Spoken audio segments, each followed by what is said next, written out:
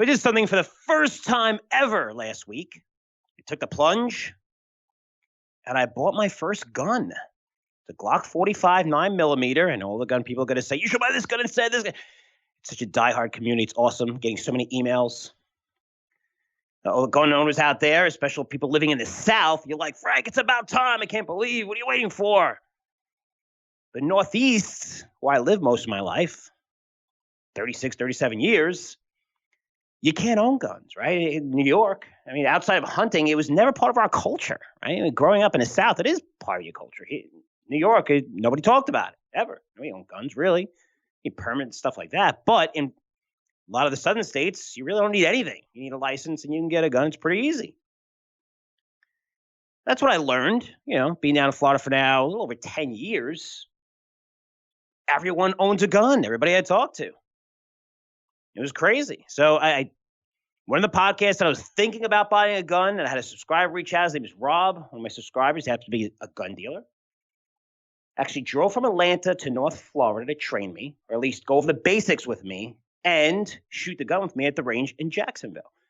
And then he just drive down here for me. I mean, his kids were playing a lacrosse tournament in Orlando, so I was very thankful that he came down and helped me out tremendously. But he took the time to come to my office a day before, go over all safety measures with me, and then met at the range the next day to shoot. And I did okay, some bullseyes, but not many. But the funny thing here is Daniel Creech, who works with me, came to the range.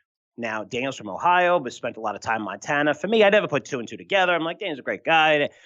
Again, I'm not a gun guy, and but Daniel is. So Daniel gets up, starts shooting, and there's 4 targets, right? There's one target with 4 separate bullseyes. And he starts shooting, and he's like destroying them. He's hitting bullseyes like crazy, to the point where the guy that actually works there, right, who just makes sure everyone's following the rules while they're shooting, he leans over to me and says, man, that guy could shoot. Which I thought was funny because I never knew. Again, I didn't put two together. But Daniel grew up shooting guns. I thought it was pretty cool just to watch him shoot. So for the record, if newsletter performance has been pretty good, if I do have some bad picks and you think of coming to my office saying I'm not worried about Frank because he doesn't know how to shoot a gun, Daniel works in my office, and the guy will shoot your eyeballs out from 20 yards away pretty easily. That is a joke. I am kidding. For everybody out there, the most serious people, Frank's going to shoot his subscribers. No, we're not. No, we're not. But all kidding aside, I never thought my entire life that I would own a handgun. Especially having young kids, which, of course, I plan to teach them how to shoot once they're old enough and the gun isn't going to be locked up. But it's a different world today.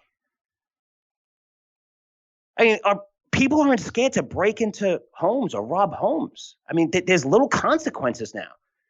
You could slam a police officer in the head with a metal pipe when he's trying to protect and serve, and all you need to do is pay a $7,500 fine, and you're out on bail the next day cheering, going, yes, I'm great. But I say this a lot because I'm not a paranoid person. I mean, I skydive, bungee jumping off buildings like in Vegas. Yeah, I'm always a believer in statistics and data, but also use common sense to come to my decisions.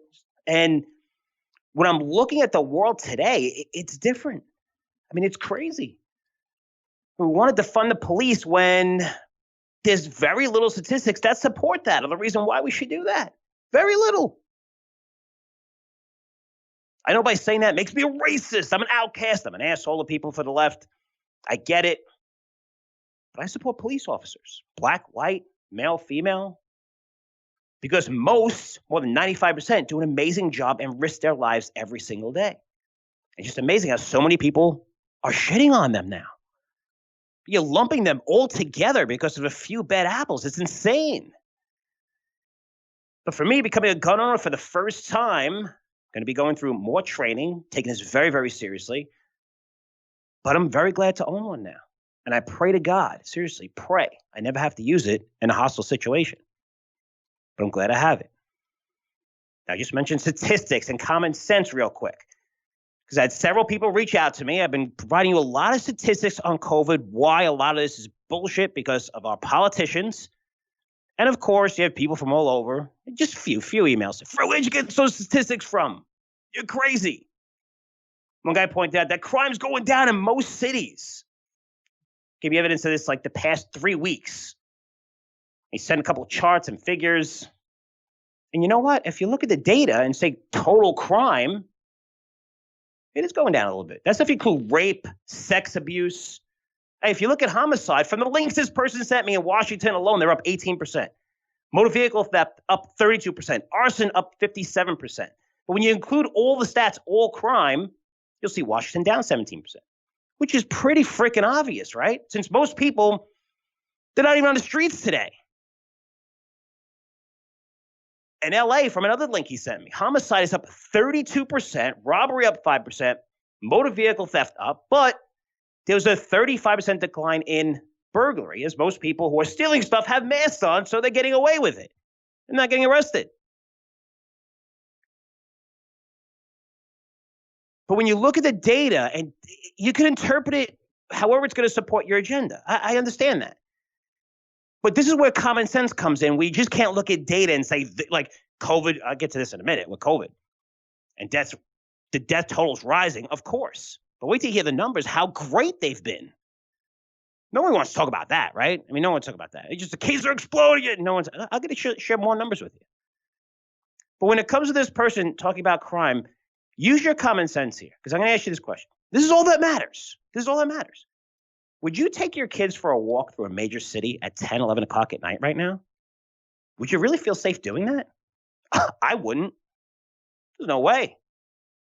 And I can honestly say for over 30 years, I've never felt like that.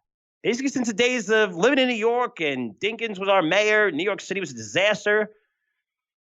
I mean, holy cow, you go by 42nd Street, had crack vials everywhere, graffiti everywhere, video porn shops. A lot of the blocks, prostitutes walking the street, incredibly dangerous. For 30 years, I've never felt like that, where I wouldn't take my kids out on the street any place in America. Well, most places in America, you know what I mean? But the major cities, really? And New York is beautiful, New York City now. Holy cow, you go there, it's beautiful, tourism, it's nice, it's great. I took my kids there to see it. First time, it was a couple of years ago. So again, you can look at the stats, interpret them however you please to support your agenda. I have no agenda here other than to make you money and tell you what's really going on. And when it comes to COVID, I have a doctor reached out. His name is Matt. He emailed me and said, I was listening to the podcast. This is from last week. He made some strong comments about the death rate of COVID versus the flu. The image shows a clear difference, and he sent me an image, in the number of deaths for anyone aged 25 plus. In fact, you stated the flu has a higher IFR, which is an infection fatality rate, than COVID. Now, I realize that you stated that people with underlying conditions are at a higher risk and that this image doesn't control for underlying conditions. That's interesting. Because we can make the assumption that the number of people with underlying conditions doesn't change from year to year. Thus, I am not sure how you arrived at your statement that the flu has a higher IFR than COVID-19 for anyone under 65.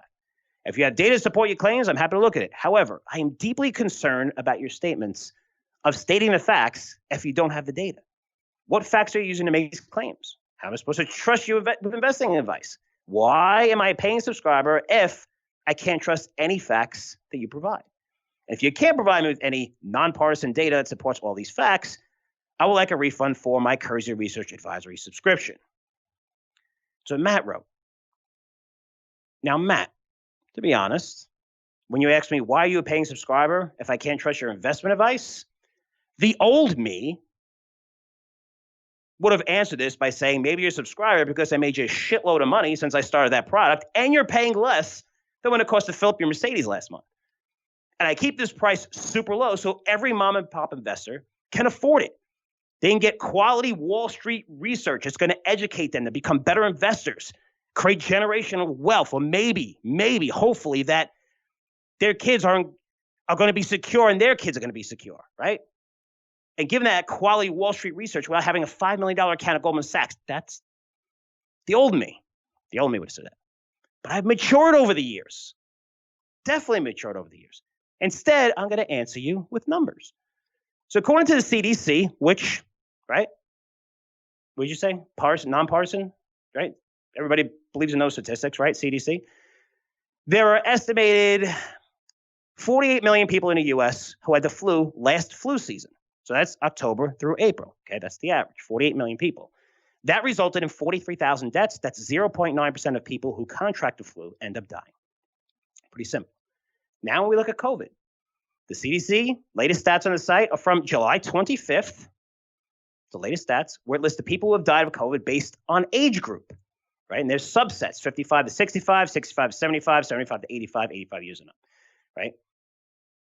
As of July 25th, 135,000 people have died in the U.S. from COVID, while 3.3 million people in the U.S. have been infected from that date. Amazingly, if we look at the groups of 55 years and older, it accounts for 125,000 of those deaths. That's 92% who are in the danger zone, right? And 55, I said 60, doesn't matter, right? Because I can't get 60 because they go between 55 and 65, doesn't matter. Maybe it's a little bit high, right? So you're looking at maybe it's 91%, but 92% of the total, right? Now, let's take out that subgroup of people who are over 55, which, by the way, doesn't include people with respiratory problems and people who are obese either that get this. Also, the people that die, it doesn't include, you're a doctor, you know this. So if you have cancer, terminal cancer, you're going to die 3 months from now, and you get COVID and die, you get listed as your death is COVID, not cancer, right? You know that because you're a doctor. You should know that. I hope you know that, okay? I'm not including those people either, right? So if we're looking at the group under 55, that amounts to 10,717 people under the age of 55 that died after getting infected with COVID. And July 25th, again, right, there's a total of 3.3 million people in the U.S. who were infected with COVID. So when we do the math, the amount of people under 55 years of age that died after being infected with COVID is 0.32%, much less than the 0.9% of people who died from the flu the last flu season. So if you still want to cancel your subscription, Matt, you may do so. It's up to you. You are past your refund period, though, but I'll give you a refund anyway. I don't mind. I don't mind the questioning of stats. What I mind is when the threats of give me my, again, this is one of the cheapest newsletters we have, and I keep that price low. It's our break-even price. Why? Because my goal is to give you that type of research for very, very cheap in hopes that you'll subscribe to our more premium products, which is how we build our business. So for me, I've always been a show me guy, not a talk guy. I want to show you the results, and you're going to say, wow, this guy knows what he's doing. Here's why he has great products. Here's why he has great people working under him that can help me make money, that can help me generate that generational wealth I always talk about. That's the goal. But that's what ticks me off a little bit. But you're a doctor. You should know these stats, right? And these stats are from the CDC, and it's fine. You should question everything. That's okay. But remember, I do not have an agenda here. If I see these rates skyrocket, it's crazy. But it even gets more encouraging because if you're looking at data from this week, guys, this week, the total U.S. case mortality rate has gone down tremendously. As of last week, it's 3.14%. That number was 7%, close to 8% in May. And it's 3.1%. Why? Because we know more about this disease now. A ton about this disease. We're not looking at the beginning with these stats where New York, they didn't know better. Every politician's blaming each other. But when people got COVID, they put them in nursing homes. That's where most of the deaths came from right away. It's why the numbers are skyrocketing. Now we understand the risk. We know if we keep these people who are in that danger zone and we protect them, these rates go down tremendously. Tremendously. And when we look at kids, guys, I mean, kids under the age of 15, we have 42 kids, which one kid is, again, a fatality for a kid, tragedy. But we have 42 kids of the 135,000 plus who died of COVID in the U.S., which amounts to 0.001%. I mean, the data supports our kids going back. Again, I have a lot at stake here, too. One of my daughters, as you know, takes medicine that's going to lower her immune system for ulcerative colitis. That's what got diagnosed now after I know that yesterday. So it's more ulcerative colitis than Crohn's. It flips back and forth for people that know that. So, and my daughter's doing well. Thank you very much. But, I'm involved in this too. And I'm going to send my kids back to school. But you're looking at the data here. Come on. Yet we have teachers in LA who said they want to defund the police before they go back to work and start teaching kids. And you know what I call that? I call it a fucking disgrace that you would damage kids' lives just to support a bullshit political agenda. That's where we are in this world. Why am I bringing this up and talking about this so much? Because it matters for your investments. It matters that this shit's going to go on past the election. even though it's nonsense, even though we should be opening up the economies like crazy. The death rate is going down tremendously. It's going low. Look at the CDC. Just go on the site. You're going to see the weekly deaths. Look at the weekly deaths from the peak to now. You're going to see them coming down tremendously because we know how to, and people who get the worst cases of this, where they have the worst symptoms, we now have drugs out there that can lower this or lower that fatality rate by 60%. That's coming out of Gilead. I named the drug, but I always pronounce it wrong. But we know what we're up against. We didn't understand this 3 months ago. We do now. We understand it now. If you get this, you're going to be okay. I tell you to go home. Hopefully you don't get it that bad. And if you need to go to the hospital, there's respirators. There's room in ICUs. Come on. It's all there. This isn't bullshit sites that I'm pulling from either Fox or CNN. No, they're going to pull whatever they have to support their agenda. Again, their agenda is to make money. They're companies, and they make more money by bashing Trump, by supporting Trump 100%, by just telling you all kinds of bullshit. It doesn't matter. I mean, think about it. Think of Floyd. The video just came out, the full video of what happened. Why in the hell don't we have access to the full video? I mean, this is America, right? This way we can make our own choice. But why wouldn't you have access? It's just amazing what is going on right now. What's being hidden from you? What's not being told? The information.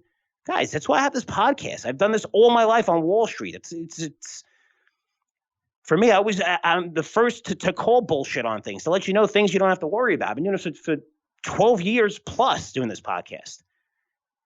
I'm going over the statistics because they're extremely important. Because people that don't think that they're safe, they're going to go out there and there's trouble. And they don't want to put their kids in school, which is insane. When you look at the numbers, it's insane. There's not one recorded case, not one, that a kid has transmitted COVID to a teacher. Not one in the U.S. I'm not saying we don't protect the teachers. I'm not saying every kid should go back. Every parent has their right? They thinks differently. But we need to open up the schools and let the parents make their own choices. If they want to bring them back or no, maybe some are nervous or not. But we need to open them up, based statistics. We need to open them up. We're hurting our kids. LA teachers don't give a shit, but hey, let's defund the police before I go back to work. I'd fire them all. I'll probably lose subscribers. I got a lot of subscribers in California. I don't care. That's bullshit. Anyway, just know the facts. I appreciate all the questions coming in. It's awesome. But everything you hear on TV, everything you hear out there, just do your challenge, do your own research. There's a lot of great sites out there. And you'll see almost, if you're looking at unbiased sites, you're going to understand COVID, a lot of this is BS right now. A lot of it. Do we have to worry? The people in the danger zone, of course, they have to worry. Everyone else, this is more like the flu. The statistics support that.